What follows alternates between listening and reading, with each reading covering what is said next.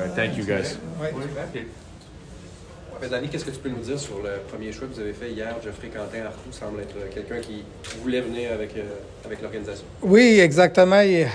Ça fait, c'est sûr que je le connais. Je l'ai même recruté quand j'étais à l'Université de Montréal. Il jouait pour FX Garneau à Québec, puis tu voyais le potentiel. Il est parti parce qu'il y a eu un scholarship à Syracuse, puis je ne suis pas besoin de vous dire quel genre de carrière qu'il a eu aux États-Unis.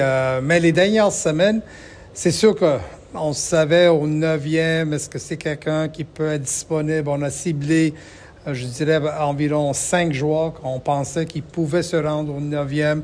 Puis là, on s'est posé une question, si on devrait les ranker, les 5, il est où? Alors, il était en haut.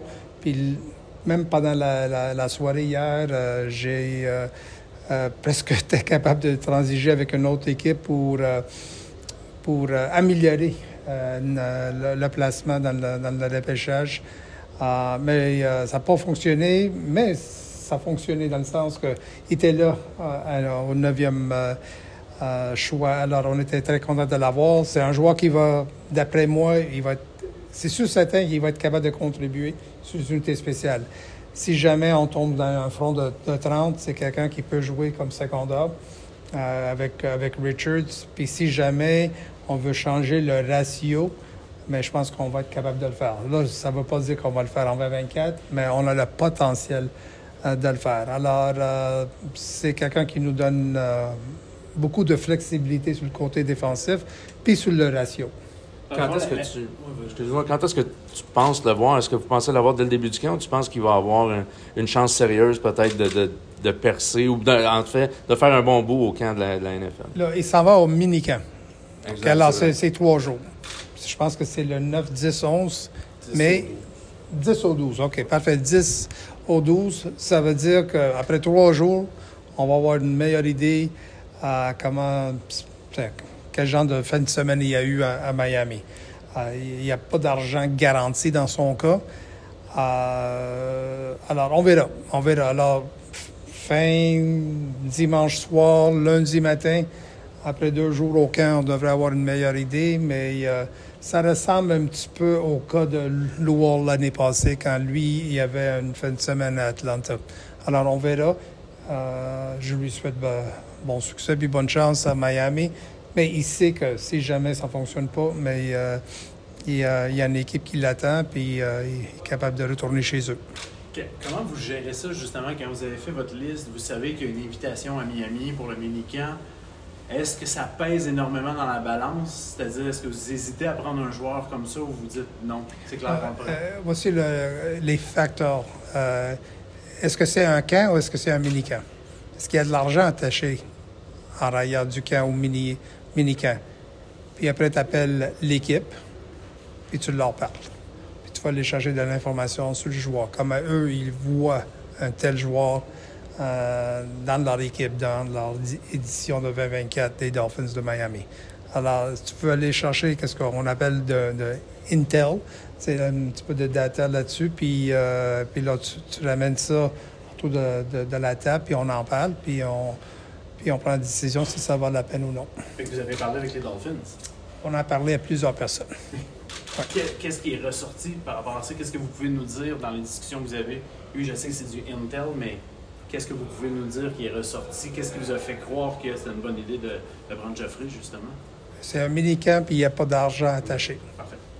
À partir de votre deuxième sélection, soit la troisième ronde, quel joueur que tu dirais, lui, c'est peut-être la carte cachée du repêchage, là, que vous étiez content de pouvoir repêcher tardivement?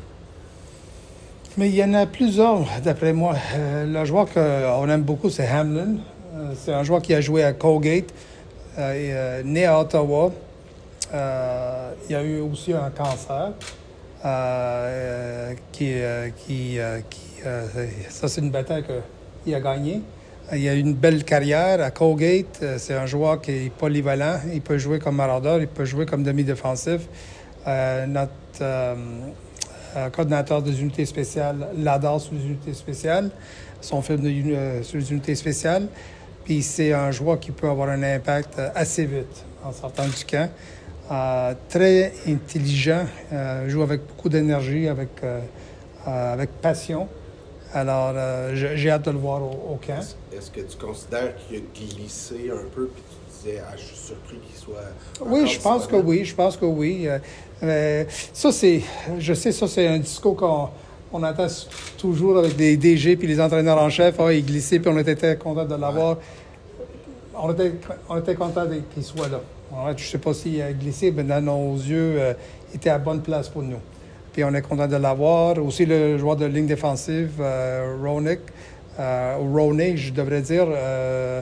Mackay, c'est un très bon joueur de ligne défensive. Il peut jouer à l'interne sur la ligne défensive comme il peut jouer à l'extérieur.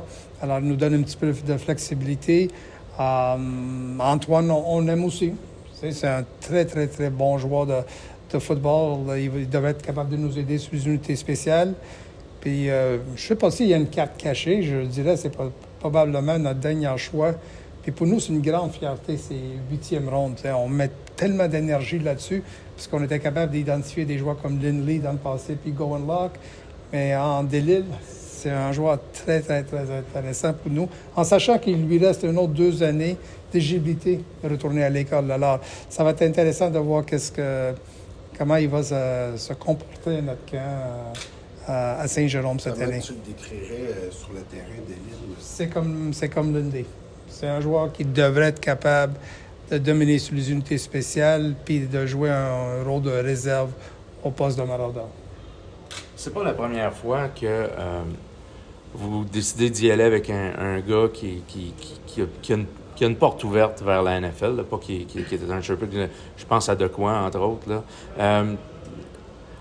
On le voit moins peut-être dans les autres formations. Qu'est-ce qui fait que, comme organisation, ça vous fait pas peur de prendre ce genre de risque-là? On n'a pas peur parce qu'on veut le meilleur joueur. Là, il faut être bien calculé dans ces sélections parce qu'on parle de Decoing. Ça a bien été avec Decoing, ça a bien été avec le stage, ça a bien été avec Lual Ouguat. Sutherland, on attend encore, ça se peut qu'on peut le voir cette année. Mais c'est très important d'aller chercher l'information. C'est ça, quand tu as des relations, un réseau où tu peux les appeler, puis ils vont te donner l'heure juste. Puis il faut toujours regarder le côté financier. Ça veut dire, il y a combien d'argent attaché à ce joueur-là. Puis on prend un cas comme Benedict, un joueur de ligne d'attaque à UBC, mais il y a 100 000 $ qui est garanti.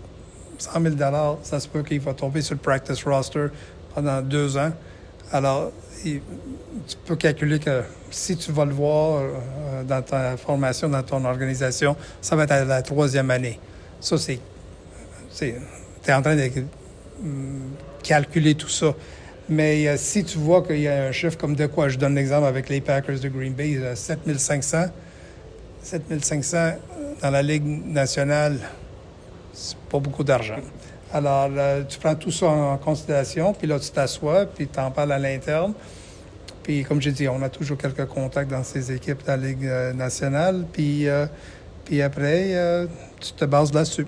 Tu parles de Sutherland, c'est quoi son statut actuellement? Là? Bien, Sutherland s'en va de retour à Seattle. Mais je n'ai pas besoin de vous dire que même dans son cas, c'est un excellent joueur. On verra comment les choses vont progresser dans son cas au camp d'entraînement. Mais le staff d'entraîneur est complètement différent de celui-là qu'ils l'ont sélectionné l'année passée. Est-ce que ça va jouer un rôle? Je ne le sais pas. On va attendre, puis on va être patient. C'est quoi les discussions que vous avez avec les joueurs avant le repêchage? Comment ça fonctionne? Vous avez le droit de parler aux joueurs pour savoir l'intérêt? De venir à Montréal, exemple? Oui. C'est quoi la discussion que vous avez eue justement avec Quentin Arcou? Il savait que ça en allait avec les Dolphins, mais c'est quoi la discussion que vous avez eue avec lui? Bien, moi, on s'est parlé aussi pendant la fin de semaine. On s'est parlé parce que je savais qu'il y avait un contrat d'un mini-camp avec les Dolphins. Lui, il y avait 2 équipes en particulier, mais il a décidé son agent lui a concilié de prendre celui-là de l'offre des Dolphins. Alors, on a parlé de cette possibilité, comment il voyait tout ça. Puis si jamais nous, on avait l'opportunité de le repêcher, est-ce qu'il était prêt, si jamais ça ne fonctionnait pas à Miami, de venir nous rejoindre quelques jours plus tard? Puis il nous a dit oui. Alors, c'est sûr qu'on se base sur ces conversations, mais on a eu plusieurs On l'a passé en entrevue aussi pendant 1 heure de temps. On a gardé, écoute, je pense qu'il y a 900 snaps sur les unités spéciales qu'on a regardées. Puis il y en a, je sais pas, peut-être plus que 1000 sur le côté défensif entre Syracuse et Memphis.